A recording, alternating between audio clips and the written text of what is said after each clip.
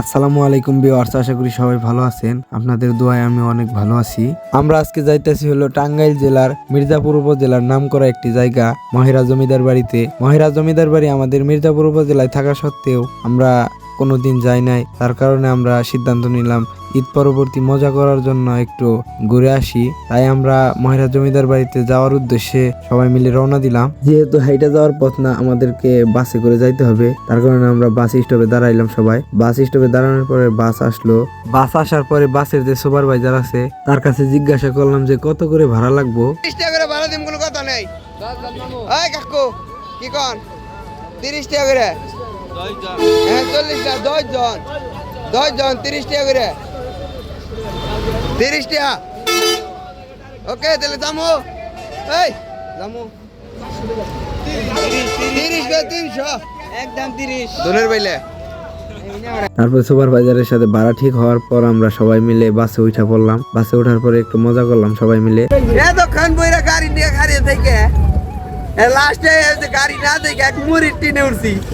গাড়ি নেই গেই রে ভাই, এটা কি গাড়ি দেখলাম? তারপরে বলছিলাম তা না, মুড়ির টিনে উঠাতে খুব কাঁদা দেয়। ডাইরেক্ট বাসে চড়ে যেহেতু মহিরা জমিদার বাড়ি যাওয়া যায় না, তার কারণে ডোবাইল নামতে হয়। আমরা অবশেষে ডোবাইল আসা পড়ি। ডোবাইল আসার পর ফুটওভার ব্রিজ পার হয়ে সিএনজিতে যাইতে হয়। তার জন্য আমরা সিএনজি স্ট্যান্ডে আসি। সিএনজি স্ট্যান্ডে আসার পর আমরা সিএনজি ভাড়া কত করে দিতে হবে তা আমরা সিএনজি চালকের কাছে জিজ্ঞাসা করি। তারা আমাদেরকে বলে ভাড়া ছিল 15 টাকা করে, সব 5 টাকা 20 টাকা করতে পারে, কিন্তু 30 টাকা করে ভাড়া ছিল। মানা যায় না এগুলা। এত আন্দোলন করে নতুন সরকার আমরা ক্ষমতা আসলাম। হায় রে হায়, কামড়ে যাবে বলে সরকার আইছে কও। 30 টাকা তাই আপনারা খালি বাড়াইবেন, সরকার আপনি কোথায় খালি বাড়াইবেন ভাড়া।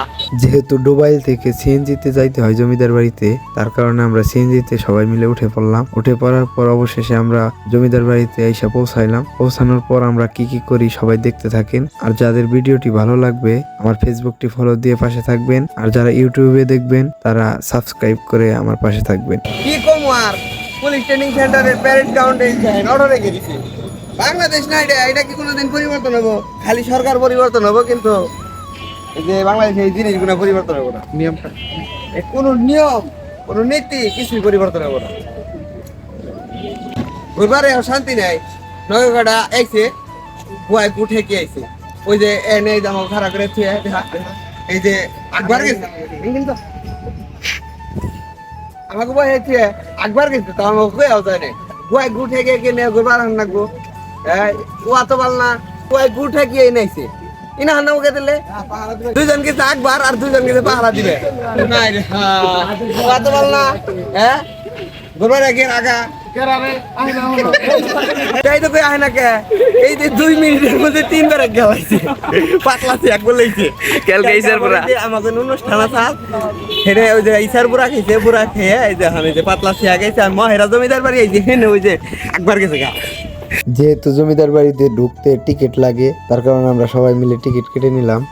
ইনা একবার ভুল করলাম, আমি খালি জোড়ায় জোড়ায় বয়ে রয়েছে। আমরা খালি লস আসি একবার, হলো আমাকে বয়সে নাই বিয়ে করি না, এই যে লস খালি একবারে খালি সব জোড়ায় জোড়ায় বয়ে রয়েছে। রাঙামাটি পাহাড়ে জন্নাই হাই রে হাই জন্না রে।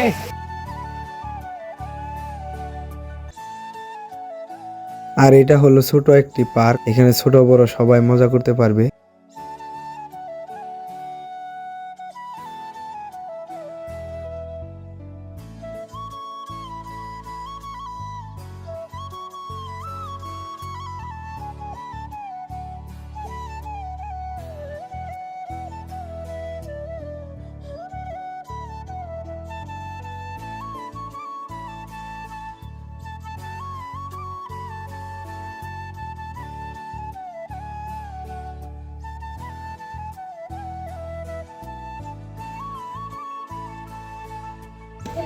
খুব শখ আর খুব আউস নিয়ে এই যে মহিলা জমিদার বাড়ি ঘুরবার আইছিলাম।